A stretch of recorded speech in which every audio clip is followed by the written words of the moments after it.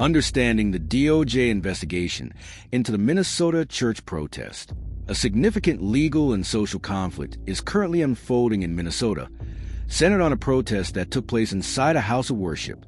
The United States Department of Justice, DOJ, has officially launched a federal civil rights investigation into the events of January 18, 2025.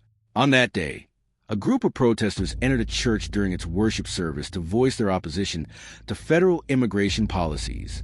This incident is not an isolated event, but rather the result of a long period of rising friction between local community members and federal law enforcement agencies.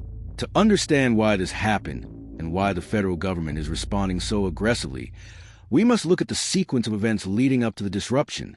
The roots of the conflict, Operation Metro Surge. The primary cause of the unrest in Minneapolis and St. Paul is a federal initiative known as Operation Metro Surge. This operation was launched in December 2025 as a large-scale immigration enforcement effort. It was spearheaded by Immigration and Customs Enforcement, ICE, with the support of several other federal agencies. The federal government stated that the operation was necessary to address widespread allegations of fraud. Specifically, authorities focused on the ethnic Somali population in Minneapolis, claiming there were issues involving identity theft and benefit fraud. However, many community members and activists saw the operation as an unfair targeting of a specific immigrant group, leading to fear and anger throughout the city. As ICE agents became more visible in the Twin Cities, protests began to grow. For many residents, the federal presence felt like an occupation, and the tactics used by agents were heavily criticized by local advocates. The breaking point, the death of Renee Good. Tensions reached a boiling point on January 7, 2025. On that day, an ICE agent was involved in a fatal shooting. The victim was Renee Good, a 37-year-old U.S. citizen. According to the federal report of the incident, an agent shot Good after she allegedly struck the officer with her vehicle. The death of a citizen in the hands of a federal immigration officer transformed the community's frustration into a fever pitch of outrage. Protests became more frequent and more intense. In some areas, these demonstrations escalated into rioting. The slogan "Justice for Renee Good" became the rallying cry for activists who felt that the federal government was acting with impunity and without accountability to the local population. The incident at City's Church. On January 18th, the protest took a controversial turn when activists decided to target a religious service. The location was City's Church, a congregation where one of the pastors, David Easterwood, also served as a high-ranking federal official. Specifically, Easterwood was the acting director of ICE's St. Paul field office. Because of Easterwood's dual role as both a spiritual leader and a leader in the very agency the protesters were fighting, the church became a focal point for their anger. During the worship service, protesters entered the building and began chanting. They shouted ICE out, demanding that federal agents leave their city, and repeated the call for justice for Renee Good. The disruption was captured on video and shared widely.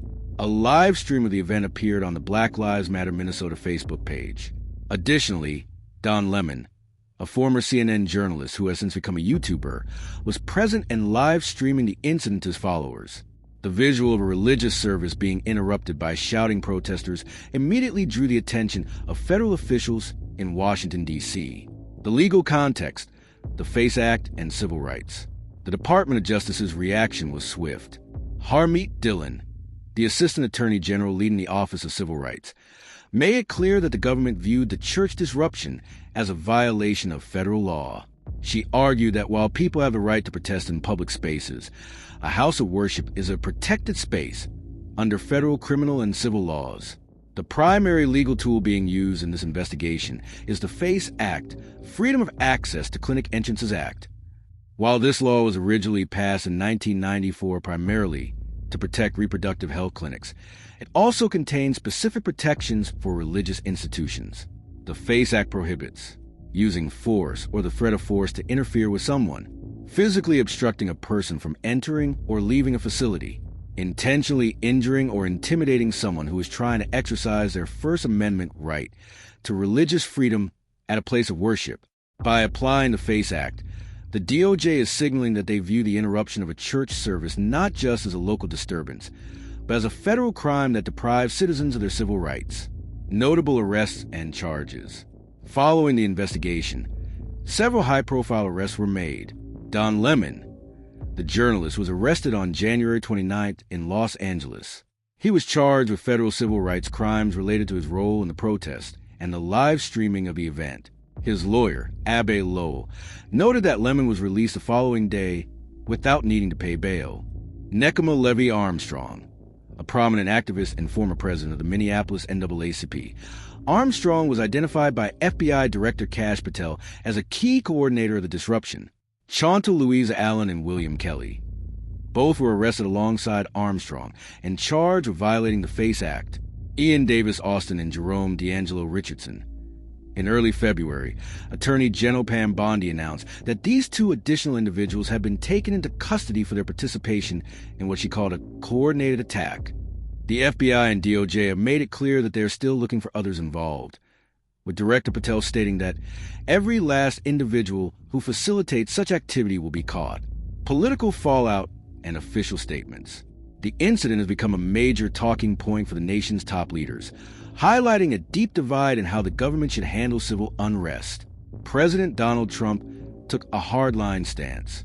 Speaking on Truth Social, he referred to protesters as professional agitators. He insisted that anyone who stormed the church should be prosecuted to the fullest extent of the law. Furthermore, he suggested that those involved should be thrown in jail or thrown out of the country.